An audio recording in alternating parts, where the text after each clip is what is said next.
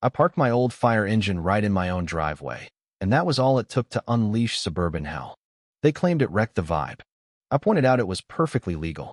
Next thing I know, I'm the villain of Willow Creek subdivision. I never wanted a fight, but when the HOA chairwoman tried to bully me into line, she overlooked one key fact. I'm in fire prevention for a living. And well, she sparked the whole mess herself. Trust me, this tale ramps up quick. My name's Alex. I'm 32, and I check fire safety setups day in, day out. I've got this odd fixation on vintage fire trucks. Maybe it's the legacy, or how they're these hulking red beasts that once rushed to save folks. Anyway, when I spotted this 1987 gem listed 2 states away, it hit me hard. My old man drove one just like it in the early 90s before hanging up his helmet. I'd picture him rolling home, uniform smudged with ash, that weary grin lighting his face. That rig wasn't just metal, it was him. Buying this one felt like clutching a fragment of those memories, the way he'd polish his helmet after shifts, erasing others' horrors, or spin yarns over midnight waffles when calls ran late.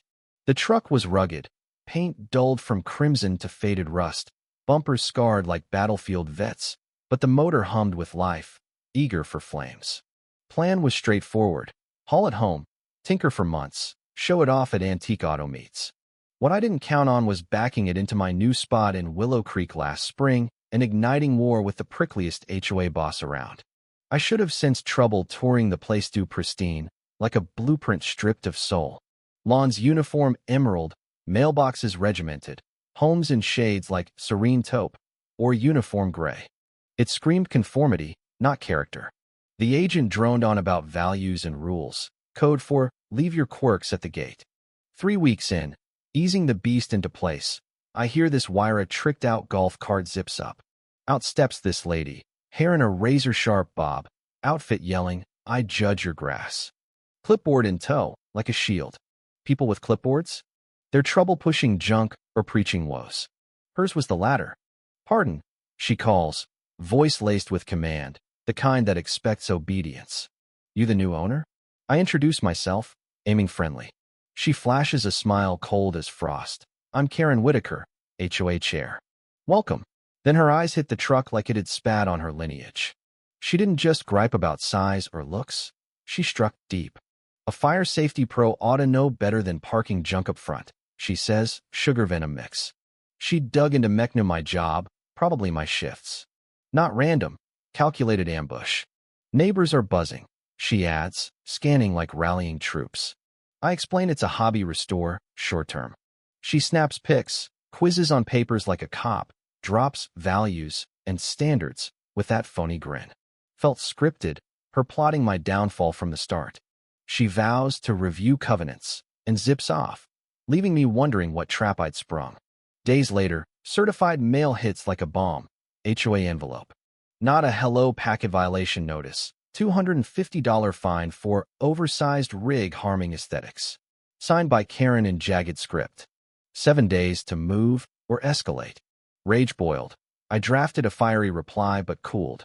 If she wanted red tape, I'd bury her in it.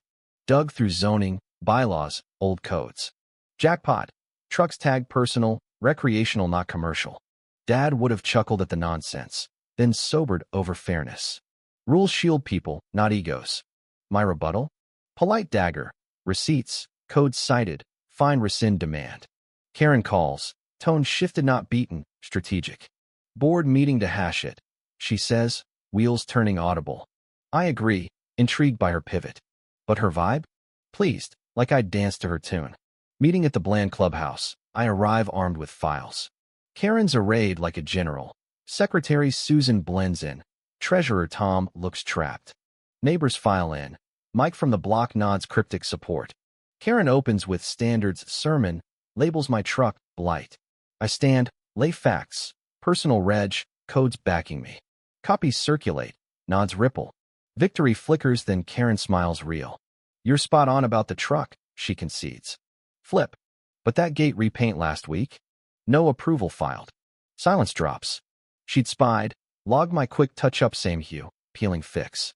Not violation, power play. I see all. While I battled trucks, she'd dossiered me.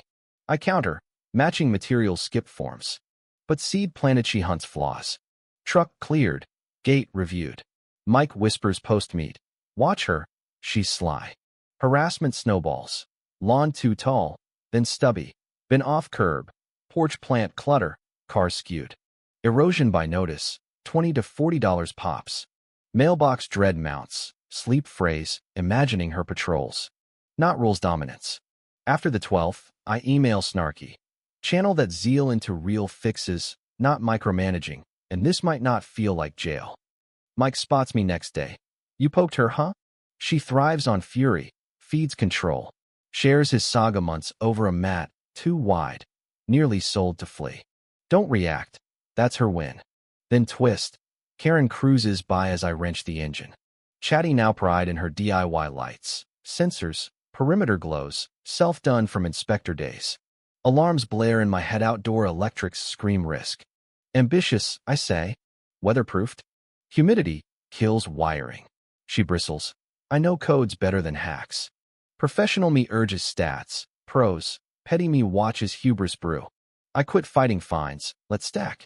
Planted climbing vines fence side pretty. Humid boost via drip system. Offered tips. GFCIs. Boxes.